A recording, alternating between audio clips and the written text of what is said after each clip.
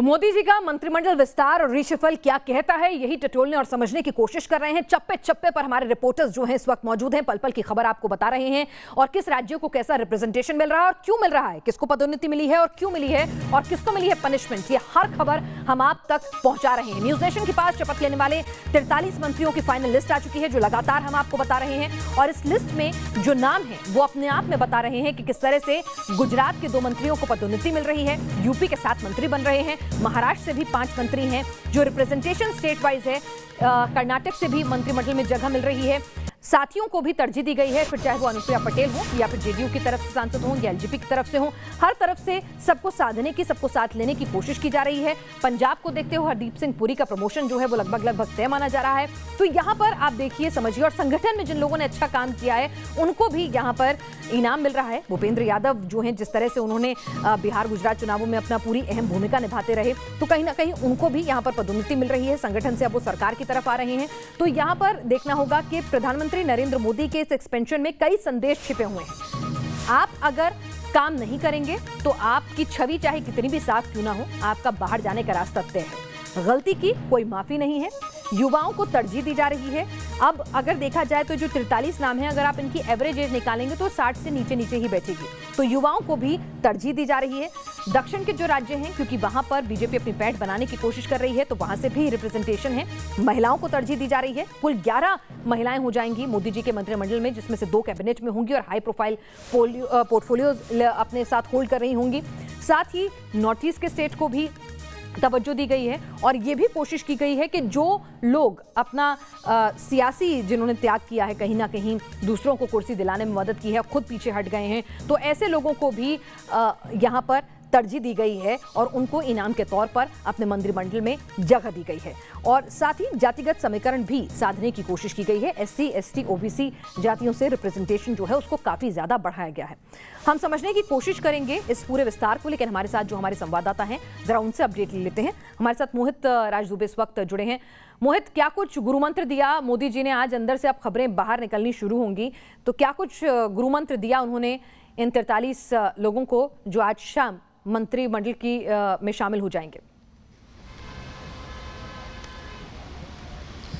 देखिए पिनाज, बहुत महत्वपूर्ण आपने सवाल किया है कि प्रधानमंत्री नरेंद्र मोदी ने अपनी बैठक में क्या गुरु मंत्र दिया। निश्चित तौर पे जो 11 मंत्रियों ने इस्तीफा दिया है, जिन 11 मंत्रियों का पत्ता कटा है, तो प्रधानमंत्री नरेंद्र मोदी लगातार प्रदर्शन को देखते हैं, समीक्षा करते हैं और तौलते हैं कि कौन मंत्री बेहतर प्रदर्शन कर रहा है। जो तस्वीरें सामने आई हैं वो साफ तौर पर संदेश दे रही हैं। जो हमें सूत्रों के हवाले से खबर मिली है कि प्रधानमंत्री नरेंद्र मोदी ने सीधे तौर पर जो नए मंत्री बनने जा रहे हैं, जिन लोगों का प्रमोशन होने जा रहा है, उन सभी लोगों को प्रधानमंत्री नरेंद्र मोदी ने संदेश दिया है कि नया भारत कैसा होना चाहिए, किस तरीके से आपको काम करना है, किस तरीके से जनता के बीच आपको जाके काम करना है, जनता से संबंधित मुद्दों पर किस तरीके से आपको एड्रेस करना है, किस तरीके से तालमेल बैठाना है। इन सारी चीज़ों को लेकर प्रधानमंत्री नरेंद्र मोदी ने आज अपनी बैठक में नए होने वाले मंत्रियों को और जिनका प्रमोशन होने वाला है, उन सभी लोगों को सीधे तौर पर उन्होंने संदेश दे दिया है। और देखिए, सीधे तौर पर पिनाज, ये भी एक संदेश है, जिस तरीके से 11 बड़े जिसमें मंत्री शामिल हैं, जिनका इस्तीफा, उससे साफ है कि प्रधानमंत्री नरेंद्र मोदी के लिए कोई करीबी नहीं, कोई खास नहीं है। अगर आप बेहतर प्रदर्शन करेंगे तो आपका प्रमोशन होगा। बिल्कुल, जिस तरह से किरण रिजिजू, हरदीप सिंह पुरी ये नाम जो है प्रमोशन की लिस्ट में सबसे आगे चल रहे हैं, तो यहाँ पर समझना होगा कि किस तरह से युवाओं को तरजीह दी जा रही है। हम देखते हैं कि त्रिपुरा से, महाराष्ट्र से कुछ ऐसे युवा नाम जो हैं वो सामने निकल कर आ रहे हैं, जो मंत्रिमंडल में जगह पा रहे हैं। तो युवाओं को तरजीह देना, इसको कैसे समझा जाएगा, ये भी एनके सिंह जी मैं आपसे समझना चाहूंगी कि यहाँ पर आप देखिए महिलाओं का रिप्रेजेंटेशन, लगभग 11 महिलाएं हो जाएंगी मंत्रिमंडल में आज के इस पूरे फेरबदल को मिलाकर। SC, ST, OBC कोटे से भी एक बड़ी तादाद में मंत्रिमंडल में जगह देखने को मिलेगी। तो जातियों को भी साधने की कोशिश की है, साथियों को भी साधने की कोशिश की है।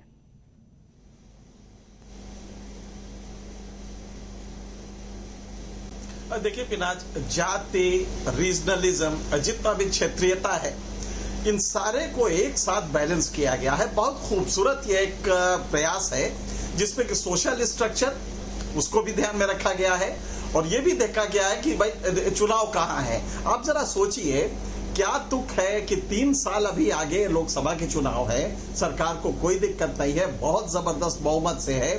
ऐसे में जेडीयू के 4 लोगों को लेना कोई अभी जरूरत तो नहीं थी, लेकिन वो सिर्फ इसलिए है कि मैसेज जाए कि जो हमारी एलाइज हैं हम उनको गुड ह्यूमर में रखते हैं, उनको स्वस्थ रखते हैं। और आप एक बात और भी जानती हैं कि किसी भी ऑर्गेनाइजेशन को अगर डायनेमिक रखना है, बहुत ही चुस्त दुरुस्त रखना है, तो उसमें रिवार्ड और पनिशमेंट का एक बैलेंस होता है। अगर इसको ना करें, जैसे कांग्रेस इसी की शिकार रही, उसमें ना रिवार्ड था ना पनिशमेंट था, एक ठहराव आ गया था, इसलिए वो ऑर्गेनाइजेशन नीचे आती रही। आज बीजेपी में ये जो एक्सरसाइज हुई है, इसमें रिवार्ड बहुत साफ दिखाई दे रहा है, आप अच्छा करेंगे। और वैसे भूपेंद्र यादव के लिए, भूपेंद्र यादव इस समय जिस मकाम पे थे, अगर वो संगठन में भी रहते तो वो भी रिवार्ड, क्योंकि वो बहुत तेजी से उनका कद बढ़ रहा था संगठन में, और भाजपा में संगठन में अगर कद बढ़ता है तो आप मिनिस्टर से ज्यादा ताकतवर होते हैं। इसलिए अगर उनको मिनिस्टर बनाया है तो कोई बड़ी बात नहीं है, वो तो उसके पहले भी बन सकते थे। लेकिन अन्य लोगों को आप देखिए, हर्षवर्धन का केस, और आप ध्यान रखिएगा कि स्वास्थ्य कोरोना काल में, और वो भी तीसरी लहर जब आपके दरवाजे पे हो, उस काल में आप स्वास्थ्य मंत्री और एजुकेशन सिस्टम को, एजुकेशन मिनिस्टर को, अगर इन दोनों को हटा रहे, इसका मतलब है कि आप ये चाहते थे कि कहीं से सही मैसेज जाए जो नहीं गया था। और हेल्थ सेक्टर में बिल्कुल सही है कि हेल्थ सेक्टर में बहुत काम नहीं हो पाया था। मैं आपको यहाँ रोकना चाहूंगी। सर्बानंद सोनोवाल जो हैं, जो बीजेपी का जो कमल नॉर्थ ईस्ट में खिलाने में उन्होंने एक अहम भूमिका निभाई रही है, और जिस तरह का उन्होंने काम किया है, तो यहाँ पर उनका इनाम यहाँ पर मिल रहा है। यहाँ पर अब निकल चुके हैं राष्ट्रपति भवन के लिए। आमिर, तो यहाँ पे देखिए सर्बानंद सोनोवाल जो हैं राष्ट्रपति भवन के लिए निकले, पूरा काफिला इनका निकला हुआ है। यहाँ से आप तस्वीरों में देख सकते हैं सर्बानंद सोनोवाल अपने पूरे काफिले के साथ जो है मूव कर रहे हैं राष्ट्रपति भवन के लिए। यहाँ से बड़ी सिक्योरिटी के साथ एनएसजी कमांडोज जो हैं उनके साथ में पूरी सिक्योरिटी जो है वो मूव कर रही है। तो कहीं ना कहीं अब ये बात तय है कि सर्बानंद सोनोवाल को बड़ा कैबिनेट में अच्छी पोजीशन पे जो है उनको पद मिलने वाला है, ऐसा माना जा रहा है। जी पिनास, बिल्कुल एक बड़ा पद उनको मिलेगा और उनको इनाम मिलेगा। जिस तरह से यहाँ पर कहा जा रहा है कि कुछ लोग संगठन से आए हैं, कुछ लोग ऐसे हैं जिन्होंने अपना राजनीतिक त्याग दिया है, दूसरों को कुर्सी दिलवाई है, तो कहीं ना कहीं अब उनकी कुर्सी भी जो है वो और ज़्यादा मजबूत होगी। हमारे साथ हमारे संवाददाता लगातार यहाँ पर बने हुए हैं, मोहित हैं, सईद आमिर हुसैन हैं, विकास चंद्र हमारे साथ जुड़े हुए हैं, इनके सिंह जी भी जुड़े हुए हैं, और उमाकांत जी भी हमारे साथ इस वक्त जुड़े हुए हैं। उमाकांत जी, अगर हम आगे यहाँ पर इस बात को बढ़ाएं, तो जिस तरह से यहाँ पर डॉक्टर हर्षवर्धन की कुर्सी गई है, तो अब इसके बाद जो नया हेल्थ मिनिस्टर होगा उसके ऊपर जिम्मेदारियां भी बहुत ज्यादा होंगी, और वो बहुत भरोसे का ही शख्स होगा। तो कोई नाम आपके जहन में समझ में आ रहा है इन 43 नामों में से कोई जो आपको लगता हो? हालांकि कहते हैं मोदी जी के मन में क्या चल रहा है वो कोई नहीं जानता, लेकिन फिर भी आपकी नजर में अगर आपको कुछ लगता हो कि हाँ इस शख्स को जिम्मेदारी दी जा सकती है, क्योंकि अभी जब थर्ड वेव आने को तैयार बैठी है, ऐसे में ये सबसे इंपॉर्टेंट पोर्टफोलियो होगा।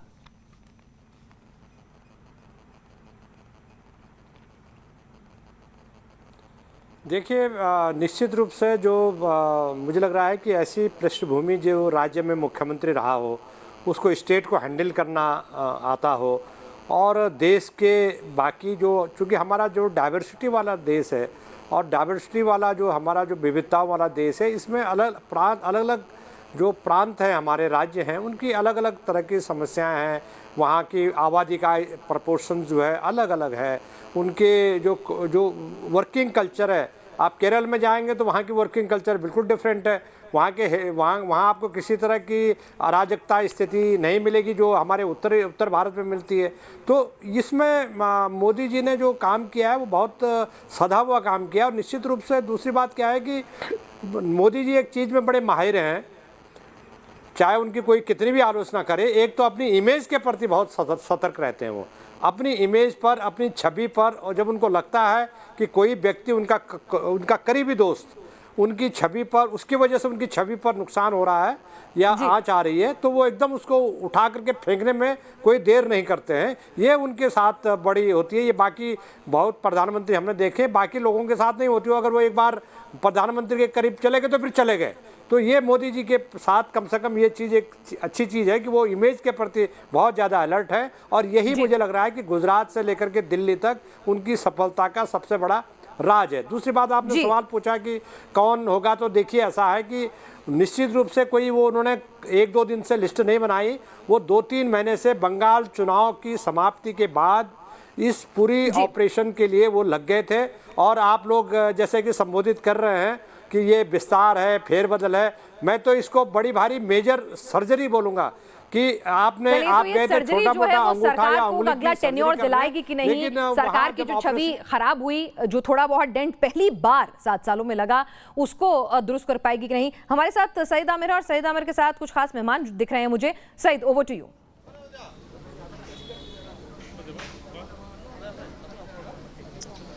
रामेश्वर तेली जी इस समय हमारे साथ में हैं और मंत्री हैं और जाहिर तौर पर तमाम कैबिनेट में जो रिशफल हो रहा है उसके बारे में करीबी से जानते हैं। सर, किस तरह का रिशफल आप देख रहे हैं और खास तौर पर सोनेवाल जी को क्या मिल सकता है, किस बात को लेकर क्या आस लगाए जा रहे हैं?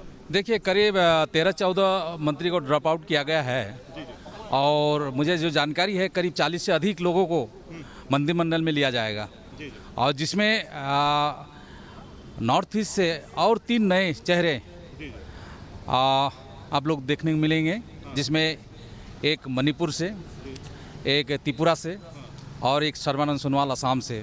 और पहले से हम लोग 2 लोग थे, जैसे किरण रिजिजू जी अरुणाचल से, मैं असम से था, तो 5 नॉर्थ ईस्ट से मंत्री रहेंगे और भारत के इतिहास में पहली बार नॉर्थ ईस्ट से 5 लोग सेंट्रल मिनिस्टर बनेंगे।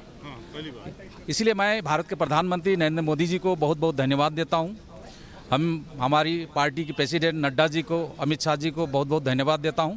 लेकिन पोर्टफोलियो की अगर बात करें तो पोर्टफोलियो में क्या लग रहा है सर्बानंद सोनोवाल साहब को क्या मिल सकता है और क्या किस चीज़ में उनकी रुचि है जिसको लेकर के प्रधानमंत्री ने उनको? जी, ये जानकारी अभी तक मुझे नहीं मिला है, लेकिन मुझे पूरा विश्वास है क्योंकि सर्बानंद सोनोवाल जी पहले भी केंद्रीय सरकार में स्पोर्ट्स मिनिस्टर थे और उसका बहुत ज़्यादा अनुभव है क्योंकि वो असम के सीएम भी थे। तो इसलिए हम लोग पूरा विश्वास है कि मोदी जी उसको अच्छे डिपार्टमेंट देंगे और वो डिपार्टमेंट भी अच्छी तरह से निभाएंगे। तो कुल मिलाकर के आप देख रहे हैं, खुद मंत्री हमारे साथ में मौजूद हैं, हमारे फूड प्रोसेसिंग मंत्री हैं, तो उन्होंने साफ तौर पे कह दिया है कि कहीं ना कहीं जो नॉर्थ ईस्ट का जो पूरा फोकस है सरकार का, खासतौर पे मोदी का, तो उसको लेकर के काफ़ी ज़्यादा उत्साह भी है और इस बात को लेकर के कि जहाँ पर डॉक्टर्स भी हों, इंजीनियर्स भी हों, टेक्नोक्रेट्स भी हों, ब्यूरोक्रेट्स भी हों, तो ये तमाम चीज़ें जो हैं वो इसमें कैबिनेट विस्तार में समायोजित हैं। तो कुल मिलाकर के कुछ ही देर बाद सारी चीज़ें सामने आने लगेंगी, पोर्टफोलियो थोड़ी बार पता चलने लगेंगे,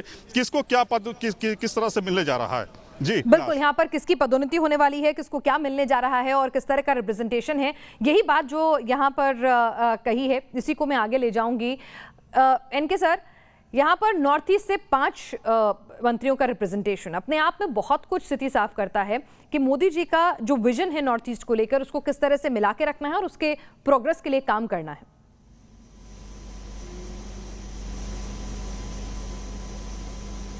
जी हाँ, बहुत पहले से मैं यूं कहूं कि मोदी जब सेंट्रल लीडरशिप में आए उस समय से ही ये सिलसिला चल रहा है कि किसी तरह से नॉर्थ ईस्ट को हम मजबूत करें। और आप जानती है कि संघ ने वहां पे बड़ी शिद्दत से काम किया है। असम का तो ये हाल था कि वहां 15 साल से संघ जबरदस्त काम कर रहा था और यही स्थिति बाकी जगह की भी थी, क्योंकि काउंटर करना था क्रिश्चियन जो एक्सपेंशन वो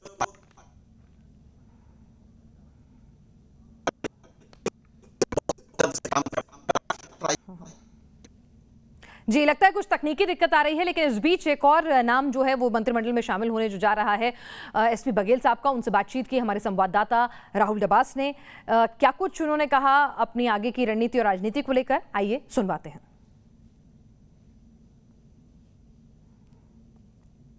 चाय पे चर्चा हो चुकी है और अब कैबिनेट का काम भी होगा। एसपी सिंह बघेल जी हमारे साथ बात करने के लिए। सर, पहले तो बहुत बहुत मुबारकबाद, धन्यवाद। अगर चाय की चर्चा की बात करें तो क्या कुछ रहा, क्या गुरु मंत्र मिला, किस तरीके से विकास का काम किया जाएगा भारत सरकार के मंत्रिमंडल का सदस्य होने के बाद? नहीं, ऐसा चर्चा, प्रधानमंत्री की चर्चा तो बाहर नहीं होनी चाहिए, लेकिन जो भी जिम्मेदारी माननीय प्रधानमंत्री जी, वरिष्ठ भाजपा नेता, पार्टी के शीर्ष संगठन, राष्ट्रीय अध्यक्ष जी जो भी देंगे उसको पूरा करने का प्रयास करेंगे। सर, प्रेशर आप देखते हैं क्या? 9 महीने के बाद उत्तर प्रदेश में चुनाव हो रहे हैं, यूपी की राजनीति की नब्ज आप समझते हैं, वहाँ पर जातियाँ भी हैं, वहाँ पर समीकरण भी है, सोशल इंजीनियरिंग भी है, ऐसे में सब कुछ साधना, परफॉर्म करना, क्योंकि 1.5 साल लगभग कोरोना की वजह से नुकसान हो गया।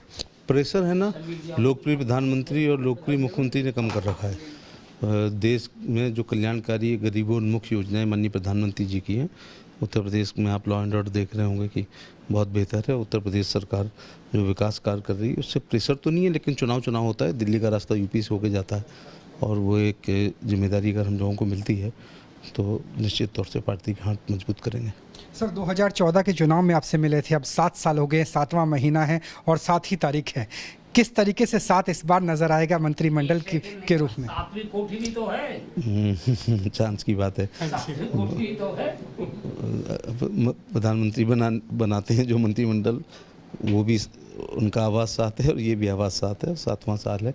7 शुभ होते हैं, 7 समुद्र होते हैं, 7 आसमान होते हैं, 7 फेरे पड़ते हैं, 7 जन्म होता है। तो 7 तो हिंदू मैथोलॉजी में बहुत शुभ है। और यूपी के चुनाव के लिहाज से कितनी कठिन डगर नज़र आती है, क्योंकि अलग अलग पार्टियां अलग अलग तरीके से गठबंधन कर रही है, छोटे दल साथ में आ रहे हैं। केवल चुनाव लड़ना और जीतना ये भारतीय जनता पार्टी की सोच नहीं रही है। सेवा ही संगठन है। इस पर माननीय राष्ट्रीय अध्यक्ष जी, प्रदेश अध्यक्ष जी, महामंत्री संगठन सभी लोग काम कर रहे हैं। और आप देख रहे होंगे कि सेवा ही संगठन के तहत दोनों लॉकडाउन में अगर संख्या बल देखी जाए तो भारतीय जनता पार्टी के लोग सबसे ज़्यादा पॉजिटिव हुए हैं। उत्तर प्रदेश से अकेले 6 विधायकों की मृत्यु हुई है, कैबिनेट 2 मंत्रियों की मृत्यु हुई है, अभी एक राज्य मंत्री की मृत्यु हुई है। पार्टी के संगठन स्वयं मुख्यमंत्री जी पॉजिटिव हुए, डिप्टी सीएम साहब पॉजिटिव हुए। पॉजिटिव कैसे होता है आदमी? जब संपर्क में आता है। संपर्क में कब आता है? जब काम करता है। तो ये विपक्षी तो निशाना साध रहे हैं कि डॉक्टर हर्षवर्धन, उनके एमओएस को इसलिए हटाया गया क्योंकि सेकेंड वेव के आकलन में कहीं ना कहीं मोदी सरकार से चूक हो गई। नहीं, वो विपक्ष का अपनी सोच है, वो जो भी इसको जिस दृष्टि से भी वो देखें। न्यूज़ नेशन न्यूज़ स्टेट से बात करने के लिए बहुत बहुत धन्यवाद। चलिए, साफ तौर पे एसपी सिंह बघेल अब मोदी कैबिनेट के सदस्य के रूप में काम करेंगे। अब तक बहुत सारी जिम्मेवारी रही, लेकिन ये जिम्मेवारी बहुत बड़ी होने वाली है, क्योंकि 9 महीने के अंदर प्रदेश में परफॉर्म करके दिखाना है और 2.5 साल के अंदर केंद्र के भी चुनाव होने हैं। विजुअलिस्ट जगदीश के साथ राहुल डबास, न्यूज़ नेशन, दिल्ली। तो यहाँ पर आप देख रहे हैं कि किस तरह से तमाम लोग आशान्वित हैं और ये भी ध्यान रखा गया है यहाँ पर, जिस तरह से हमने कहा कि मोदी जी के इस रीशफल में, इस अपनी कैबिनेट की सर्जरी में अपने मंत्रिमंडल की बहुत कुछ छिपा हुआ है। इसमें अगर सरकार, संगठन, पार्टी में सामंजस्य स्थापित करने की कोशिश है, तो सहयोगियों को भी साथ लेकर चलने की कोशिश है, एक पॉजिटिव मैसेज देने की कोशिश है। मंत्रिमंडल को और ज़्यादा यंग किया गया है, तो ब्यूरोक्रेट जो है, टेक्नोक्रेट जो हैं, उनको भी जो है जगह दी गई है, कहीं ना कहीं ये दिखाने के लिए कि जो योजनाएं हैं उनका एग्जीक्यूशन सही तरीके से हो। एनके सिंह जी, कई ऐसे नाम हैं जो विदेशों से पढ़ाई करके आए हैं, ब्यूरोक्रेट हैं, टेक्नोक्रेट हैं, ऐसे भी कई युवा चेहरे इस मंत्रिमंडल में दिख रहे हैं जिनका अगर राजनीतिक अनुभव देखा जाए तो शायद उतना नहीं होगा, लेकिन अपने साथ एक हाई पोर्टफोलियो वो अपना लेकर चलते हैं। तो ऐसे लोगों को मंत्रिमंडल में जगह देना, क्या कुछ मैसेज देने की कोशिश है?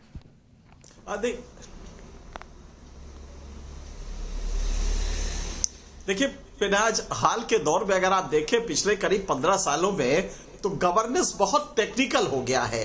टेक्नोलॉजी सेवी लोग ही गवर्नेंस को समझ पा रहे हैं, क्योंकि उसमें अगर स्पीड लानी है, आपको डिलीवरी मैकेनिज्म में आपको रफ्तार पकड़ानी है, तो आपको कहीं ना कहीं उस पर जाना पड़ेगा, मॉडर्न टेक्नोलॉजी पे। और ये वही कर सकता है जो यंग हो, एडॉप्टिव हो, चीजों को, नई चीजों को समझता हो। पूरा वो जमाना गया जबकि पुराने लोग जो देश के लिए समर्पण किए हैं, बहुत ही अच्छे हैं, वो आते थे और किसी भी विभाग का काम कर लेते थे। आज अगर आपको सरवाइव करना है और परफॉर्म करना है, डिलीवरी करनी है एंड पॉइंट तक, तो आपको टेक्नोलॉजी सेवी होना ही पड़ेगा। लिहाजा एक आपको बैलेंस के लिए वो चाहिए कि कम से कम वो डिलीवर, जैसे कि मान लीजिए स्वास्थ्य है, आज आप स्वास्थ्य में अगर आपका जो ऐप है, अगर वो कोविन ऐप बहुत परफॉर्मेंस अच्छा नहीं करेगा तो आपके सारे डाटा गलत हो जाएंगे, लिहाजा आपकी डिलीवरी गलत हो जाएगी। लिहाजा मुझे लगता है कि एजुकेशन, हेल्थ, ये ऐसे सेक्टर हैं जिसमें आपको टेक्नोलॉजी को पूरी तरजीह देनी पड़ेगी।